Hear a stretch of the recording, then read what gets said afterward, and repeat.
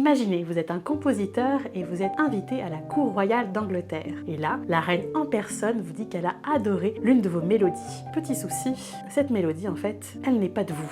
Eh bien, c'est ce qui est arrivé en 1842 au compositeur Félix Mendelssohn. Et pour comprendre pourquoi il s'est retrouvé dans cette situation un peu gênante, eh bien, il faut faire la connaissance de la sœur aînée de Félix, à savoir Fanny Mendelssohn. Elle est passionnée de musique et elle aussi, elle compose de nombreuses pièces. Comme son frère, elle écrit de nombreux lieder, c'est-à-dire des poèmes mis en musique. Mais elle aime aussi expérimenter. C'est par exemple elle qui suggère à Félix d'écrire un lied sans paroles, c'est-à-dire une mélodie qui fait entendre un poème mais sans la voix. Et pour faire entendre ses plus de 400 pièces, elle organise des concerts privés le dimanche chez elle. Seul petit souci, Fanny Mendelssohn est une femme et à l'époque, dans sa famille bourgeoise, eh bien ça ne se fait pas pour une femme de mener carrière dans la musique. La jeune femme doit donc se consacrer officiellement à sa famille quand son frère mène une carrière internationale de musicien. Mais Fanny continue de composer malgré tout. Malheureusement pour Fanny, son frère refuse obstinément de l'aider à percer et finit tout de même par accepter de publier certaines de ses pièces à elle sous son nom à lui. Voilà comment la reine Victoria a découvert les pièces de Fanny sans le savoir. Félix, embarrassé et un peu vexé,